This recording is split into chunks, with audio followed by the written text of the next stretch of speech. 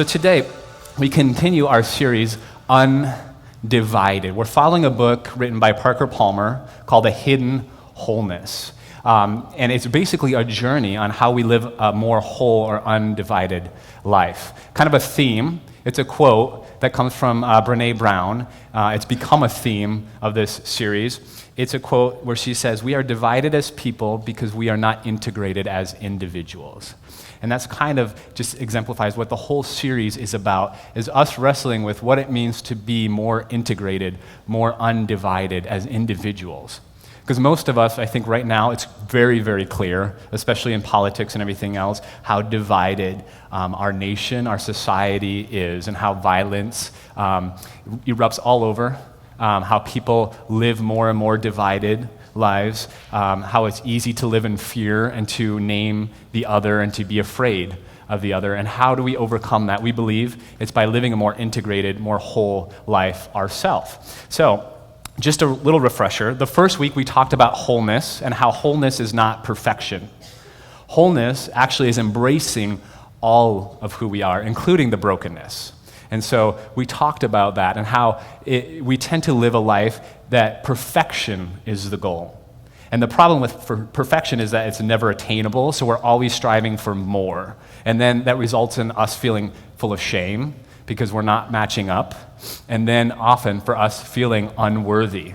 And so the first step we talked about was actually accepting our brokenness and who we are. And then we talked about soul and role, combining our soul with our role in our life. And we talked last week about actually the first king of Israel, King Saul. And this week, it's kind of like a part two of last week, where we're going to talk about our true self. This, I think, is one of the most important for us, but it's also one of the most difficult to try to articulate. And so hopefully I'll do somewhat of a good job in trying to get at that. And what we did this morning is we read Psalms 139, which is a part of the Christian tradition, the Judeo-Christian tradition, which says that we are not here by accident, that we have a creator who knows us intimately. And so part of what we were doing is just bringing that core of the Judeo-Christian narrative into this story today to reflect upon that. And if we are individuals who have a creator who knows us intimately, then it makes sense to invite God's Spirit to lead us in this journey that we're on, and the journey of the true self.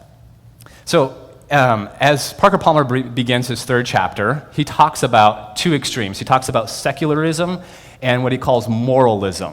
He says secularism is basically holds that we arrive in a world not as unique individuals, but as malleable raw materials that receives the imprint of the gender, class, and race into which we happen to be born. And then the other extreme is moralism, which claims that the whole problem with our society is that too many people are out for themselves at the expense of everyone else. Moralists say that this New Age emphasis on self-fulfillment is constant cult of me is actually the root cause of the fragmentation in the community that we see all around us. So there's two extremes that he talks about. One is secularism, which basically says we don't have an individual core self. And the other extreme, moralism, which says that it's actually unproductive to focus on yourself and breeds narcissism, and it leads to the fragmentation that we see in the world around us.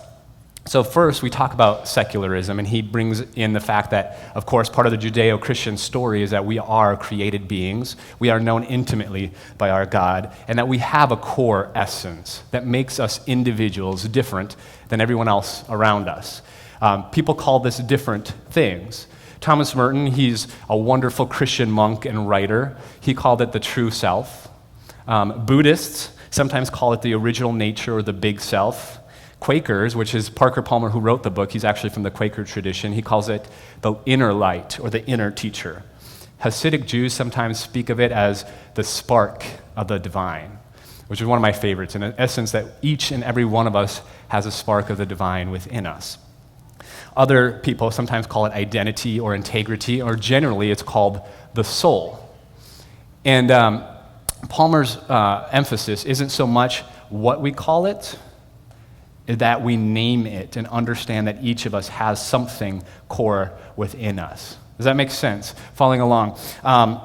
Moralism, of course, is the other extreme that says it's unproductive to focus on the self. It actually leads to fragmentation. And this is what Parker Palmer writes in response, that you can follow along on the screen. He says, I have met too many people who suffer from an empty self. They have bottomless pits where their identity should be, an inner void they try to fill with competitive success, consumerism, sexism, racism, or anything that might give them the illusion of being better than others. We embrace attitudes and practices such as these not because we regard ourselves as superior, but because we have no sense of self at all. Putting others down becomes a path of our identity, a path we would not need to walk if we knew who we were. So in contrast, what he's suggesting is that it's not an emphasis on the self that leads to fragmentation. It's the fact that most people live from an empty self as compared to out of our true self. In essence, when we live from an empty self, we're trying to fill the void with whatever it is, material possessions, sex, money, sometimes food, whatever it is, we're trying to stuff ourselves and fill that void. When in fact, once we learn and we begin to grow into our true self, tapping into our identity, who we are, then that leaves us not empty, but full, and we move out from a place of the true self. So last week, we talked about the first king of Israel, King Saul. Saul started as an undivided life. We talked about how he was first anointed by the prophet Samuel, and then pretty quickly, he began to live a divided life. There was an enemy of the Israelites, the Philistines, who came in and who began to grow in number, right? And King Saul was gathering a group of people, and Samuel, the prophet, said, why don't you gather a group of people, go meet me at this place called Gilgal, and wait for 7 days. Then within 7 days, I'll come, and as the prophet, I'll make a sacrifice to God and entreat God's favor, and we'll move out and battle from there. And so Samuel did that. He gathered a group of people. He went to the Gilgal, which was the place that he was told to stay. And 7 days came, and no Samuel. And there was a mounting group of Philistines gathering together at a place called Mishmash. And he was there with a group of men who began to leave and hide in fear. And so there was this external force, this external tension, this external pressure to do something. And so he took on the role of the prophet, made the sacrifice to God, which was not his role, was not what he was supposed to do, but did it out of fear, the external pressure to take on something, to take action, right? Instead of waiting in his true self into his role, what he should have been as the king. And from then on, Saul's life, while not completely divided, we see he increasingly lives a more and more divided life. David comes onto the scene. We first read of David, and he's anointed as a young shepherd boy. I guess I didn't mention this too. The true self leads us to courage and humility, the empty self to competitiveness and jealousy. And we see this as we contrast Saul and David. Saul increasingly becomes more competitive and jealous. And David, while not being a perfect person by far, is not competitive or jealous, but actually lives into his true self. He makes mistakes, he messes up, but he lives a very different life than King Saul. So David is first anointed by Samuel as a young shepherd boy. The next story, David comes in, plays the harp for King Saul. While King Saul is tormented, it says, by evil spirits. And then the next story we hear is a story about David and Goliath, a very well-known story. And we're going to talk about this story here today. I actually did a lot of research, and so I found a picture of Goliath. It took me a long time, but here is a picture of Goliath. By the way, many of us have this obscene picture of Goliath as like a 12 or 15 foot person, just enormous, just fairy tale-ish. I did do an actual little bit of research, and I found that many scholars believe he was probably about 6'9". So he was still a big dude. By the way, The Rock, or Dwayne Johnson here, is 6'4". I have a feeling Goliath probably wasn't as chiseled as Dwayne Johnson here, because for obvious reasons. But Goliath was trained as a killer since a young age. So we pick up the story of David and Goliath. David was sent out by his father because he had 3 brothers who were fighting against the Philistines. And every day, this ginormous man, Goliath, as we see here, would step out and say, "Come on, fight me. Send somebody to fight me." And all of the Israelites were living in fear. And we pick up the story here. David comes, and in chapter 17, verse 32, it says, David said to Saul, "Let no one's heart fail because of him. Your servant will go and fight with this Philistine." Saul said to David, "You are not able to go against this Philistine to fight with him, for you are just a boy, and he is a warrior from his youth." But David said to Saul, "Your servant used to keep sheep for his father, and whenever a lion or bear came and took a lamb from the flock, I went after it, struck it down, rescued the lamb from its mouth, and if it turned against me, I would catch it by the jaw, strike it down, and kill it. Your servant has killed both lions and bears, and this uncircumcised Philistine shall be like one of them, since he has defied the armies of the living God." So David said, "The Lord who saved me from the paw of the lion and the paw of the bear will save me from the hand of the Philistine." Again, knowing your true self brings with it a certain kind of confidence and humility. David operated out of his true self, knowing who he was. And oftentimes, it is the small things in life that define us. It's the small decisions in life that set our course in our life. David, he didn't just step up to Goliath as his first time ever experiencing anything. But as the story goes, he had battled a lion, he had battled a bear. He had made decisions previously that led him to that one big decision. Often we think of the big decisions in life as being the most important things, not realizing that it's actually all of the little decisions in life that really shape us. And compromising in those little decisions it jeopardizes our true self. And when I say compromise, I know some of us might have, if you come from me from a religious background, some baggage with that word compromise. But when I say it in light of our true self, what I mean is that oftentimes we compromise something we know to be true of ourselves in small little ways.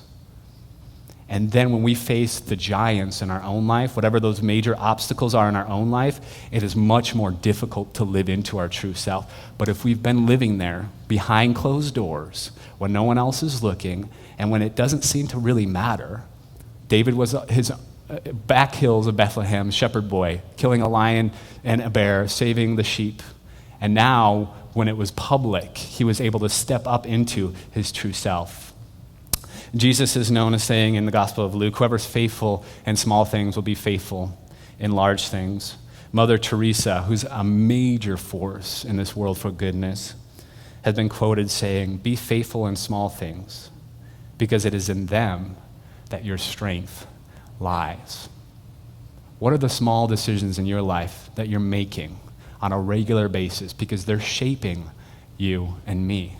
In fact, what are the small things that we set up? The rituals, the schedules, the things that we set up in place in our lives on a weekly or monthly basis that begin to shape us.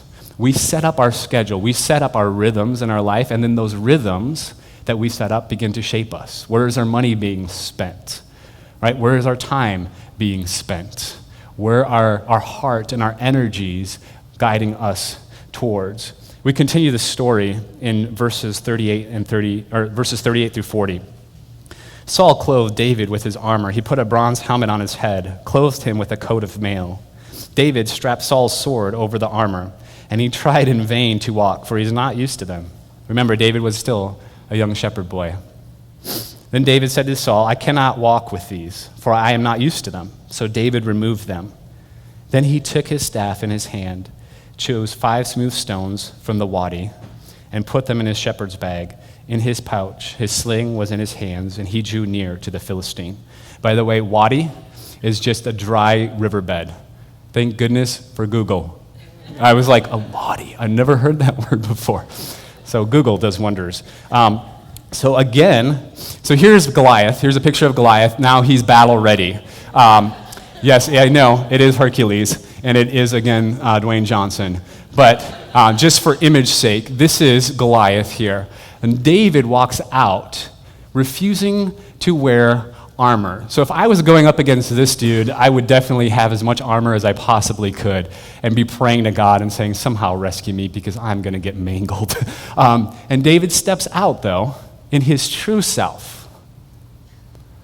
Not the pressure to be someone he is not the pressure to put on something that he is not, but steps out in his true self. And sometimes being your true self will mean you do it differently. Sometimes it means you're going to do it differently. We all experience pressure, sometimes good pressure from people who want the best in us, but pressure to do things a certain way. And yet, sometimes there's a check within us, and we're not always able to articulate why. Like maybe there's an opportunity that seems good and people are pressuring us to do something, but something within us says, no, that's not the right path for me. An example of this is my wife and I, we quit our jobs. We went back to school as non-traditional students. So some people do that. So we're not the only ones. Hundreds of people do that all the time. But we had both worked full-time jobs, and we said we just don't want to do this the rest of our life. So we looked at our income. We figured out a way. We sold a vehicle. We cut costs where we could, and we said we're going to go back to school because we just don't want to continue to do what we're doing. So sometimes it means getting out of whatever you're doing and doing something completely different. And sometimes people will look at you and say, you guys are crazy. And sometimes you'll look at yourself almost every week and say, yeah, we are crazy. And you remind yourself, it's not just a once-in-a-lifetime decision, right? But it's a day in and day out decision. And sometimes it doesn't always look the same as it will look for everyone else. Some of us, it's about making a lot of money. And the path that we are on is A, B, and C. And yet somewhere within us says, no, I cannot continue on this path because something is calling me to a different path. Sometimes that means moving to a different area. Sometimes that means moving to a different job. Sometimes that means doing a job somewhat differently. But paying attention to what it is that you and yourself is speaking to you. Saul struggles most of his life with living a divided life. And we see several times in Saul's life where he actually is so jealous of David and his accomplishments that he tries to kill David. David, on the other hand, has opportunity to kill Saul and refuses to kill Saul. So David acts out of that true self with that courage and that humility. Not the empty self as Saul has, trying to fill that void and wrestle with insecurity and jealousy. I read an article recently from a place, Psychology Today, somewhere, some article, on the internet, from Psychology Today, and it posed what I think most of us have heard or maybe even said, live a balanced life. And it said, how many times have we heard you want your work life to be balanced with your home life? And you want to balance that with recreation or hobbies or health. You want to live a balanced life. And this is what the psychologist responded to in his article. He said, there is no way to balance work life and home life because both exist on the same side of the scale. What I call your outer life. So he's reframing the way we look at all this. On the other side of the scale is your personal private life or your inner life. Instead of thinking about how to balance work life and home life, try instead to balance your outer life and your inner life. A whole different way of thinking about it. Most of us, including myself, live almost entirely on our outer life, the external life. And few of us live at all or engage what we're calling the inner life. And he's saying it can't be just a balance of the outer life, but actually begin living from the inside out, which is the title of the article, How to Live an Inside-Out Life. In the book, A Hidden Wholeness, there is a quote by a woman named Margaret Young, and you can read along on the slide. It also shares the same sentiment. It says, often people attempt to live their lives backwards. They try to have more things or more money in order to do more of what they really want so that they'll be happier. The way it actually works is in reverse. You must be who you really are. Then do what you really need to do in order to have what you want. And I think it goes in that order. Be who you need to be. Accept who you are. Know who you are. Accept who you're not. Don't struggle to try to be someone you're not.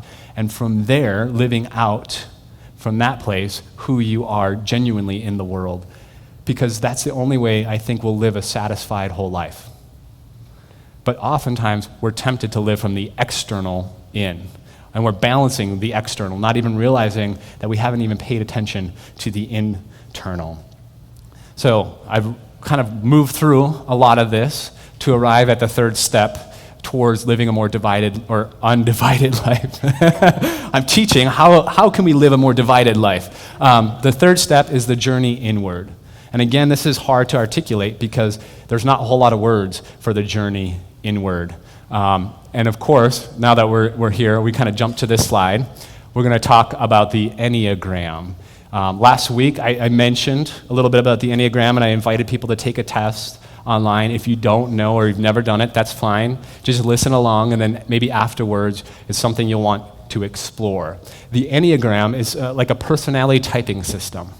Most of us are familiar with the Myers-Briggs, right? You get 4 letters. You take a test, you get 4 letters. It's very descriptive, very helpful for relationships and cognitive functions, how you take in information and how you make decisions. It's very helpful for relationships too, how different people interact. The Enneagram is much older. It's ancient. It's thousands of years old. In fact, people have a hard time actually finding out where it actually began. But it's meant to give us a sort of map into who we are as people. It actually works as a giant spotlight. Whereas the Myers-Briggs will tell you and give you a description, the Enneagram will shine light on all of your junk. And so it can be harder when you begin reading about it first because you're like, oh, I don't like this so much. I want more of description. But it leads us into our path of health. Some people don't like personality type systems because they feel like it puts you in a box. And that's a fair judgment and critique sometimes. But I think as we wrestle through this, and what I've heard from other two say this, the Enneagram can be used as a tool to help us understand the box that we're in and give us tools on how to get out of that box. And so what the Enneagram is, this is a very basic model. It's a circle with 9 different points. So where you start on this is you can either take a test online, there's a lot of free ones, but you find your number. As the Enneagram teachers explain, we're a part of each of these numbers, but each and every one of us will gravitate towards one. So if you take a test and you find there's 2 or 3 numbers that I gravitate towards, find the one that stands out the most. And it might be helpful to do it with a partner or someone that knows you really well. And they'll probably be, yeah, this one definitely is you. And it's usually the number that you're like, I don't know if I really want to be that number. Ouch. So that's very telling, actually. Also, as we begin, it's important to note that your true self is not your Enneagram number, right? This is a map meant to help us along the journey. It's not taking the journey itself. So if you go out to the wilderness and you bring a map and you sit there, it's not helpful at all until you begin to take the journey. And then a map can be a helpful tool. Would you agree? And so the Enneagram acts like that tool. Also, before we move to the next slide, your number, say you're a number 4, you will not be the same as every other number 4. Some people have expressed it almost like an array of colors. So let's say you're number 4 and you're like a red. Well, there's a whole wide spectrum of reds. There's bright reds and dark reds and fiery reds and orangish reds and all kinds of different reds out there. So again, it's not going to put you in a box. You're not going to be exactly the same. You'll read things and descriptions of yourself and say, that doesn't quite resonate, and that's all right. And then just move on and find something that does resonate. The next slide kind of divides the Enneagram up into triads. The 2, 3, and 4 type is the feeling type. How many of you know that you are 2, 3, or 4? Raise your hand. We're going to embarrass some people here. All right, how many of you are 5, 6, or 7, and you know that's you? Raise your hand. Awesome. How many of you are 8, 9, or 1? Raise your hand. Wonderful. So what this means, it does not mean if you're not a 2, 3, or 4 that you have no feelings or you're not emotional. And it doesn't mean if you're not a 5, 6, and 7, you don't use your brain. But what this means is 2s, 3s, and 4s They tend to, in difficult situations, they tend to move towards people and lead with their heart. Something's wrong. Why is it? So they move towards people. 5, 6, and 7s tend to step back and try to gain perspective. What's going on here? Let me make sense of this. Let's figure this out logically. Let's think this through, right? 8s, 9s, and 1s tend to react out of an instinct. Like, something's broken. Let's fix it. Let's do something. Let's get this fixed, right? And so this just helps us understand, hopefully, a little bit more about ourselves and our journey inward and who we are as people. The next slide we have, now this is where I think it gets really, really good. It has to do with our motivations. So number 2 is motivated out of love, connection, relationships, being needed, helping others, recognition. I'm a 2, so this speaks to me. 3s are motivated from money, goals, achievements, titles. 4s, motivation is to be special, unique, different, meaning, purpose. 5s, motivated for knowledge, data, learning, education. 6s are motivated out of security, safety, sometimes fear or comfort. 7, motivation is fun, variety, creativity, opportunities, adventure. 8 often is called a challenger. They are drawn to control, power, authority, justice. They'll fight for the underdog like nobody's business. The 9 is motivated for peace and harmony, collaboration for others. And the 1 is faith, religion, doing the right thing, values, morals, ethics, what is just, what is fair. So part of this helps us understand what are our motivations, what motivates me as a person, but also it allows us to have more grace and compassion for other people because other people are motivated very differently. So it makes sense. If you're married or you're in any sort of relationship, sometimes somebody else will make a decision that makes no sense to you at all. Ever been there? And so it helps you and creates a little bit more compassion to realize it might be because there's very different motivations going on behind that. And it allows us to have more compassion for other people. As we understand ourselves, we understand what motivates us as people and realizing that it's not the same that motivates other people, right? And also, I'm not going to go there next. Next slide. There is, this slide is helpful because if you follow your number, there's 2 lines that connect to your number. This can get a little bit confusing and it's dark, but your personality will reflect differently if you live or are acting in a secure environment. If we take you and we put you in an insecure environment or where there's a lot of pressure, you will notice that your personality changes. You with me? And also, as you grow and move towards health, your personality changes some. And so something to explore is to find out where your personality moves towards under stress. An example of this, I'm a 2. So I'm the giver, a helper, and the pleaser. Wonderful descriptors, except for that last one. I don't like that so much. But I move towards, so the 2 is the helper, the one I want to help people, right? I want to help you. I want to see you improve. Here's a problem, I can't help everyone. And I tend to find my identity in what I do for other people and helping them, instead of finding my identity in who I am. And so the 2 tends to say yes to everything. They tend to have very difficulty creating boundaries and saying no. And so under stress, when they feel overwhelmed, the 2 will move to the 8. You see the arrow there. So one way to see it is wherever your arrow points to the red is where you go an unhealth. So the 2 will go to the 8, an unhealthy version of the 8. The unhealthy version of the 8 doesn't care, will say no and not care who thinks anything. So they'll stand up and just say, no, we need boundaries. I'm not doing that. I don't care that you asked me to. I'm just not going to do it. I'm not going to give an explanation. I don't have to. Just not, right? Under health, the 2 then will go to the 4, which means that the 4 is the individual, a healthy 4. They know who they are apart from what they do.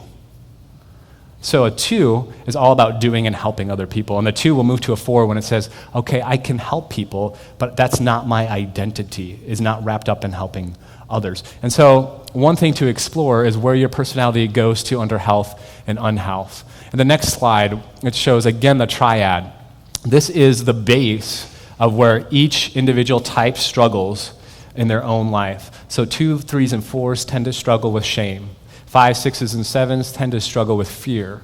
And 8, 9, or 1 struggle more with anger or rage. How this looks, let's take 2, for example, for shame. Or I just did 2. Let's do 3. 3s are the achievers. So these are the people that want to get things done. They find their identity, or they struggle because they often find their identity in what they do. The thing is, there's always more to do in life. There's never that magic bar where you cross and you feel like, now I've arrived, I've done everything, right? So there's always more to do. So the shame comes in when you never feel like you're matching up enough. If your identity is based in what you do always, there's always that gap in saying, I'm never doing enough. There's always more I can do, and that can lead to shame. And so there's different ways to explore all the different types and what you struggle with. And as you do, you begin to realize what you're motivated from and what you core struggle with. I know this is like flying at 30,000 feet, so it's a really big overview in the Enneagram world. But it can be a map to help us understand who we are as we walk through life together and journey into the true self. So, why does this all matter?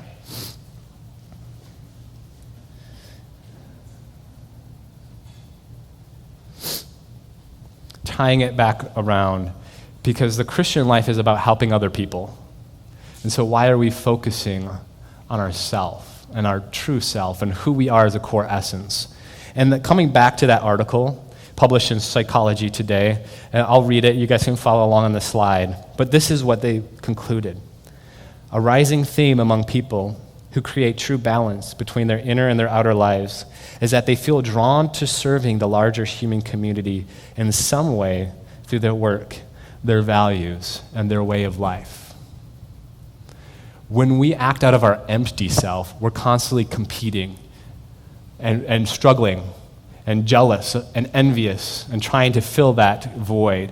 But when we walk into who we are, we accept who we are, we're okay with who we're not, we walk out of there and desire to help others. Another way of looking at this too, the journey to the inner self or the true self brings with it an awareness of all your junk, right? So the temptation for many people is to just ignore their junk or set it aside and then often forget that we even have stuff. And have you ever met a religious person who is judgmental?